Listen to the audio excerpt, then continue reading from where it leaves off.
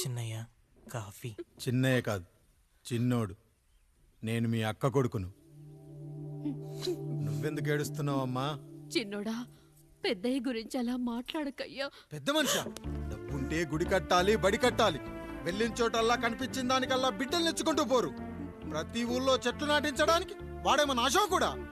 గుప్పెడంత ఉల్లిని కోస్తేనే కన్నీళ్ళు వస్తాయి. బారెడంత నా తల్లి మనసు కోసాడు. వాడి కన్నీళ్లు కాదు, రక్తం రావాలి, వచ్చేలా చేస్తా. మనల్ని ఇంతగా మోసం చేసిన వాడికి ఆస్తి 3 పిల్లలు, నీకు మాత్రం పేదరికం ఒక్కడే. వద్దు చిన్నయ్య, వద్దు చిన్నయ్య.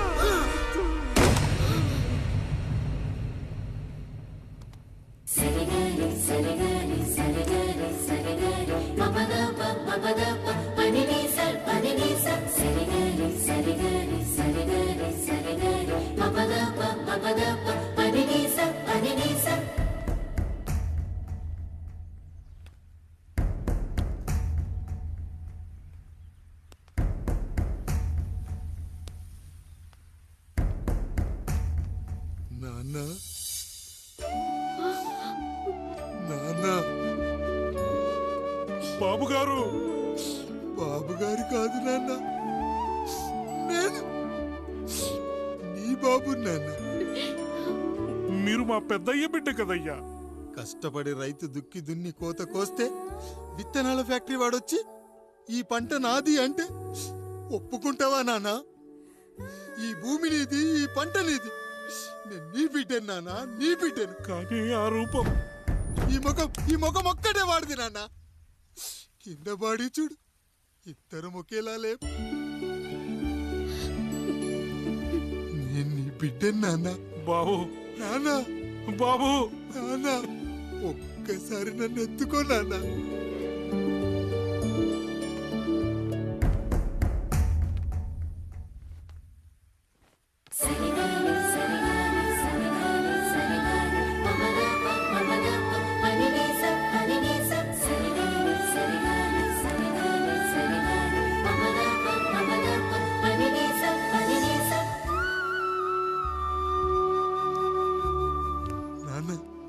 నువ్వెంత మంచివాడివి నాన్న. ఒకడు వాడిన టూత్ బ్రష్నే ఎవ్వడూ చేత్తో పట్టుకోడు. అలాంటిది నువ్వు నోట్లో పెట్టుకుని తిరుగుతున్నావు. అమ్మ ఎంత అదృష్టవంతురాలు నాన్న, ఎంత అదృష్టవంతురాలు. చాలు బాబు, ఇది చాలు. చాలదు నాన్న, ఆ రాయుడు లెక్కేంటో తేలుస్తా.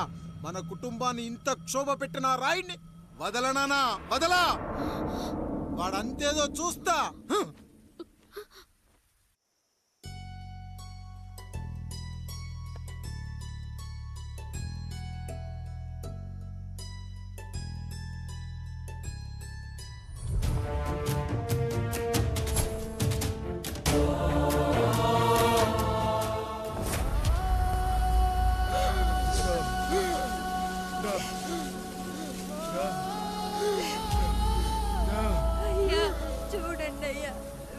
చూసాకైనా మీ మనసు కరెక్టే లేదా? తాగటానికి నీళ్లు లేక చావు బతుకుల మధ్య కొట్టు బిట్టాడుతున్నారయ్యా. పచ్చగా ఉండే ఈ ప్రాంతానికి ఏం దిష్టి తగిలిందో ఏమో. భూమిలోనే కాదు, మా కళ్ళల్లో కూడా నీరు ఇంకిపోయేలా చేశాడా దేవుడు. ఈకంతా మీ చేతుల్లోనే ఉందయ్యా. చూడమ్మా, వర్షాలు లేక కరువుతో రాష్ట్రం కష్టాన్ని కూడా అరువు తెచ్చుకుని బతుకుతుంది. నా కాళ్ళ మీద పడితే ఏమీ రాదు, పైనుండి వర్షం పడాలి. అయ్యా మినిస్టర్ గారు, మీరైనా ఏదో ఒకటి చెయ్యండి అయ్యా. నేనేం చేయనమ్మా, ఇక దేవుడే మిమ్మల్ని కాపాడాలి. ఎవడొస్తాడే మిమ్మల్ని కాపాడడానికి? ఎన్నాళ్ళు అడుగుతారా ఎవడొస్తాడు, ఎప్పుడొస్తాడు, ఎక్కడి నుంచి వస్తాడు అని? పేదవాడికి కష్టం వచ్చినప్పుడల్లా ఇదే మాట. 70 ఏళ్లుగా హీరో రావాల్సి వచ్చినప్పుడల్లా ఇదే మాట. ఇంకా ఎన్నేళ్ళు అడుగుతారా? ఎవడొస్తాడే మిమ్మల్ని కాపాడడానికని మీరు మమ్మల్ని అడగటం, వస్తాడ్రా అని మేము మీకు చెప్పడం. అయినా సరే మళ్ళీ మీకోసం ఇంకోసారి చెప్తున్నాను, వస్తాడు. ఆకాశాన్ని చింపుకుంటూ వస్తాడు, నేలను పగలగొట్టుకుంటూ వస్తాడు. ఎవడు? దేవుడు. దేవుడా? రాయికి వరమిచ్చిన రాముడు దేవుడైతే, ద్రౌపదికి చీరిచ్చిన కృష్ణుడు దేవుడైతే, ఈ ఊరికి పాపారాయుడు పాపారాయుడు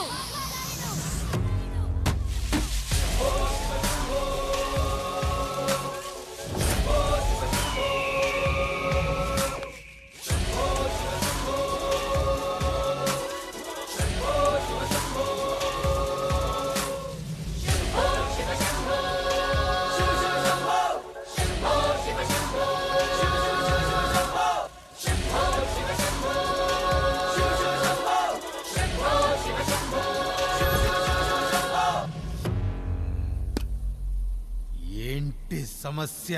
అయ్యా ఊరికి కరువు వచ్చిందయ్యా. అదిగో ఆ నలుగురు దాహంతో చనిపోతున్నారయ్యా.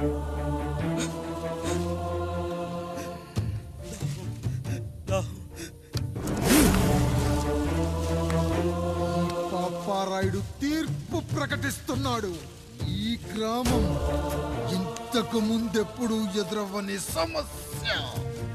అందుకే ఈ సమస్యని నా సర్వేంద్రియాలను కేంద్రీకరించి నవరంధ్రాలను బిగించి ఆలోచించి ఈ నా తీర్పు ప్రకటిస్తున్నాను.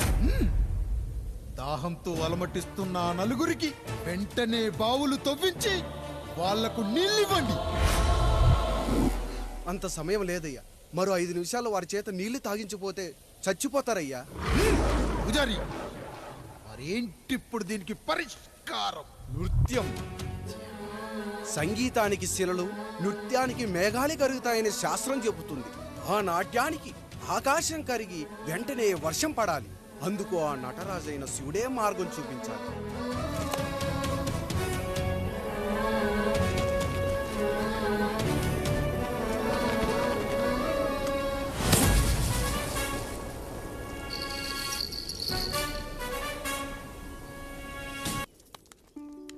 అయ్యా, దేవుడిచ్చిన ప్రసాదం అనుకుని నలుగురిని కన్నాను. 3 పెళ్లి చేయగలిగానయ్యా. ఈ ఊరి ఏమిచ్చినా మీరు తీసుకుంటారు కదయ్యా. ఇది మిగిలిపోయింది. తమరే ఏదో ఒకటి చెయ్యండి అయ్యా.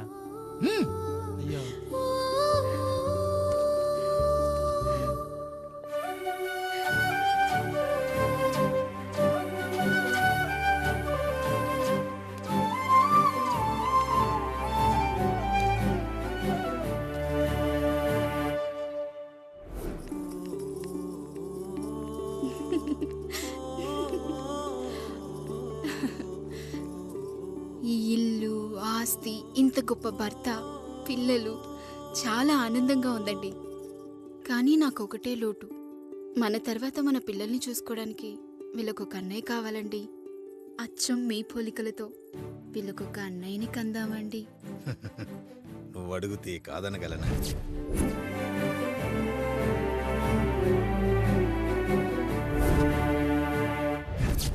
నానా, రాయుడెక్కడా? ఇప్పుడే వస్తున్నాను నాన్న.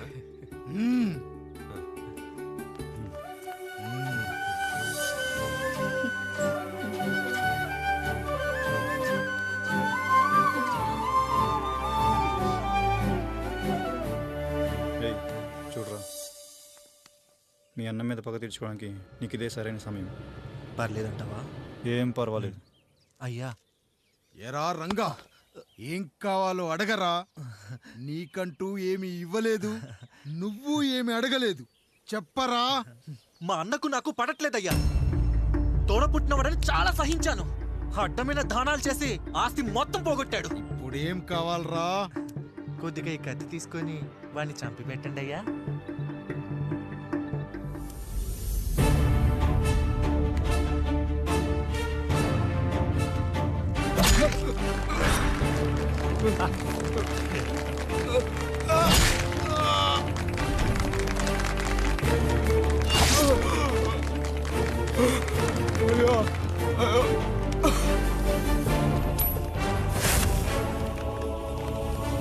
నాయుడు, అన్యాయంగా మా నాన్నని చంపేశావు.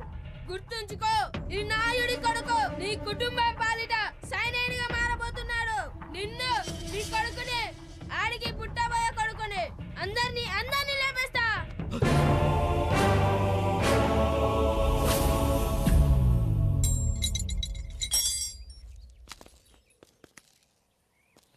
ఏం జరిగింది? మీరు హత్య చేసినట్టు ఇప్పుడే సమాచారం అందింది. తగిన సాక్ష్యాధారాలు పరిశీలించిన పిమ్మట మీకు యావజ్జీవ కారాగార శిక్ష, 2000 రూపాయల జరిమానా విధిస్తూ అరెస్ట్ చేస్తున్నాను. అయ్యగారు నా కోసం చేసిన త్యాగాన్ని హత్య అంటుందా మీ చట్టం? ఇదెక్కడ న్యాయం? మనిషికి ఇచ్చిన మాట నిలబెట్టుకుంటే అరెస్ట్ చేస్తారా? ఏ దేశంలో ఉంది చట్టం? నన్ను ఏం చేయమంటారు రాయుడు గారు? 9వ తరగతి చదివి ఊర్లో గాలికి తిరుగుతున్నా నన్ను మీ మనిషి ఒకడు పోలీస్ స్టేషన్లో ఉండాలని నన్ను ఎస్ఐ చేశారు. సాటి మనిషిని స్వేచ్ఛగా హత్య చేసుకోలేని దౌర్భాగ్య స్థితిలో బతుకుతున్నాం మనం. మీరు చేసిన ఈ గొప్ప పనిని అర్థం చేసుకునే సంస్కారం, విజ్ఞత, విజ్ఞానం మాకు లేవు సార్, మాకు లేవు.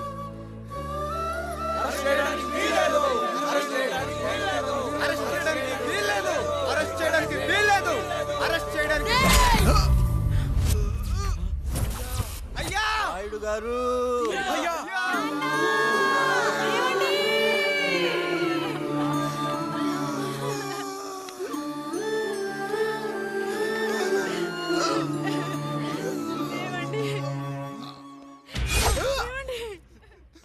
నొప్పిగా ఉందిరా.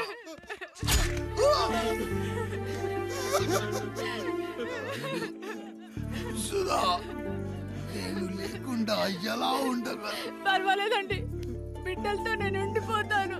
అయ్యో, ఈ పాడు సమాజం నిన్ను మనశ్శాంతిగా బతకనివ్వదు. ఇంతమంది పిల్లల్ని చూసుకుంటూ భర్త లేకుండా ఎలా బతకగలం?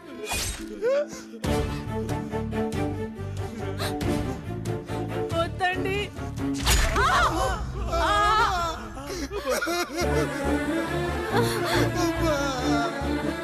రాయుడు, బిడ్డలు జాగ్రత్త. ఈ రోజు నుంచి వీళ్ళంతా నీ తమ్ముళ్ళు చెల్లెళ్ళు కాదు, నీ బిడ్డలు.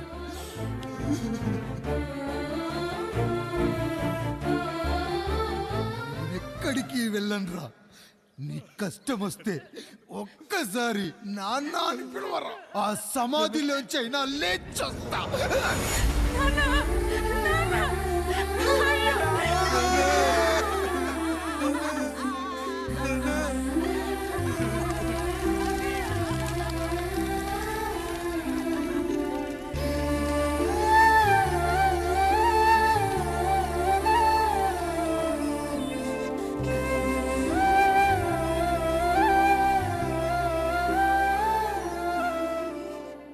ఇందు మూలంగా 50 మందికి తెలియజేయనిదేమనగా, ఊరికి కొత్తగా వచ్చిన యాండ్రాయిడ్ తన తండ్రి పెదరాయుడు అని ఆస్తిలో వాటా పంచమని రచ్చబండిని ఆశ్రయించడం వలన గ్రామ పెద్దలందరూ రేపు 11 గంటలకు రాయుడు గారి ఇంటికి రావాల్సిందిగా కోరుచున్నాము.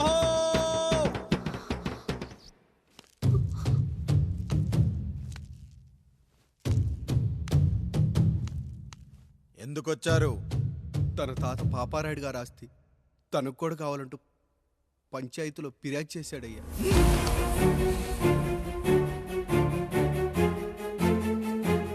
మస్తా గారు, ఆ దస్తావేజులు ఇవ్వండి. అయ్యా, మరి మా సంగతి ఏంటి? అడగరేంటి? అవునన్నయ్యా. ఈరోజు మీ పన్మేష్ కొడుకొచ్చాడు, రేపు ఆ పాల్దన్ కూతురు వస్తుంది. ఇలా వచ్చినోళ్ళంతా మీ సంతానమే అని తెలిసాక, అదిగో ఆ కాముడు చెప్పినట్టు మా ఆయన వాటా కిందో బాత్రూము, నాకో సబ్బు బిల్ల, నా పుట్టబోయే బిడ్డకో బొట్టు బిల్ల, ఇదే మిగులుతుంది. అయినా ఊరి జనాభా కన్నా అన్నయ్య పిల్లల సంఖ్య ఎక్కువైపోతుంది. వాళ్ళందరూ ఇంటి మీదకి వచ్చే లోపు మా ఆస్తి మాకు ఇచ్చేస్తే మా బతుకులు మేము బతికేస్తాంగా. అవునన్నయ్య, మా ఆస్తి మాకు కావాలంతే. ఎవరిని పట్టుకుని ఏం మాట్లాడుతున్నారయ్యా? ఉన్నప్పటి నుంచి ఆయన మిమ్మల్ని సాగుతూ ఉన్నారు. ఈరోజు పెరిగి పండయ్యాక మా దారి మేము చూసుకుంటా అనడం న్యాయం కాదయ్యా, న్యాయం కాదు. ఏ ఆయన నీకో కొడుకునిచ్చాడా? వాడి పేరేంటి? ఐఫోనా? ఎరా, ఆస్తి కావాలా? 4 బ్రష్లతో తోముకుంటే ఎక్కడ విడిపోతామో అని నా బ్రష్, టూత్ పేస్ట్ నీకు త్యాగం చేసినప్పుడు అప్పుడు అడగాల్సిందిరా, అన్నయ్య ఆస్తి కావాలి అని. ఎరా, నేను వాడిపారేసిన లంగోటాలు మార్చి మార్చి చొక్కాలు చేతిగుడ్డలుగా వాడారే, అప్పుడు అడగాల్సిందిరా, అన్నయ్య ఆస్తి పంచు అని. నువ్వు 6 నెలల పసికందుగా ఉన్నప్పుడు పాల కోసం ఏడుస్తుంటే నిన్ను తీసుకెళ్లి పశువుల దొడ్లో కట్టేశానే, అప్పుడు అడగాల్సిందిరా, అన్నయ్య నాకు ఆస్తి కావాలి అని. మా తండ్రి గారు పాపారాయుడు పోలికలు నాకు, నా పోలికలు ఆండ్రాయిడ్కి. అసలు మా కుటుంబంలో ఏ పోలికలు లేని మీకు ఎందుకు ఇవ్వాలరా ఆస్తి? ఆస్తి లేదు, గీస్తి లేదు. Get out, get out, get out, get out, get out, get out అని నేను అనొచ్చు, కానీ అనగలనట్రా? అనలేను. ఎందుకంటే మీరంతా నా తమ్ముళ్ళు, నా చెల్లెళ్ళు. రక్తం తాగిన దోమ కూడా వెళ్ళేటప్పుడు కృతజ్ఞతగా ఏ మలేరియానో టైఫాయిడో వదిలి వెళ్తుంది. కానీ రక్తం పంచుకొని పుట్టిన మీరు ఈ అన్నయ్య కోసం ఆస్తి కూడా వదల్లేకపోతున్నారు కదరా. గుమస్తా గారు, నా యావదాస్తి నా తమ్ముళ్లకు, చెల్లెళ్లకు వాళ్ళ పేర్ల మీద రాయండి. నాకు చిల్లి గవ్వ కూడా అక్కర్లేదు. ఇక ఈ ఇంటికి నాకు ఎటువంటి సంబంధం లేదు. లక్ష్మి, సావిత్రి, మీ చీరలు విప్పేయండి. ఇక్కడికి వచ్చేటప్పుడు ఏ చీరలు కట్టుకున్నారో వెళ్ళేటప్పుడు కూడా అదే చీరలు కట్టుకోండి. వెళ్ళిపోదాం. దస్తావేజులు తీసుకురండి.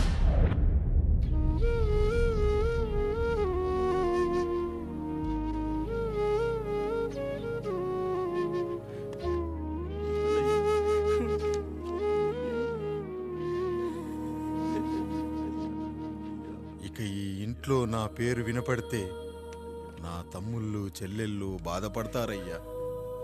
ఈ ఇంట్లోనే కాదు, ఈ దస్తావేజులో కూడా నా పేరు ఉండకూడదు. నేను ఇక్కడ సంతకం పెట్టి వీళ్ళ మనసు నొప్పించలేను. అయ్యా, మొత్తం వదిలేసి మీరెలా బతుకుతారయ్యా? ఎండకు నీడలా, వర్షానికి గొడుగులా నన్ను ఇన్నాళ్ళు కాపాడింది. కష్టాల్లో, సుఖాల్లో నాకు తోడుగా నిలిచింది. నా నిజమైన ఆస్తిని, కుటుంబ గౌరవాన్ని కాపాడింది. ఇదేరా నా ఆస్తి, అంతస్తు. ఇదే మా నాన్నగారిచ్చిన లంగోట. బంగారం లాంటి తమ్ముళ్ళే లేనప్పుడు నాకు మాత్రం ఈ బట్టలెందుకురా? వెతికిన దొరక ఏమండి, పప్పులో మీ చెమట పడుతుందండి. ఇడ్లీలో 2 చెంచాల ఉప్పు తగ్గించు లక్ష్మి. ఎలాగో మనం పేదోళ్ళమే కదా, కనీసం ఉప్పు ఖర్చైనా తగ్గుతుందనుకో.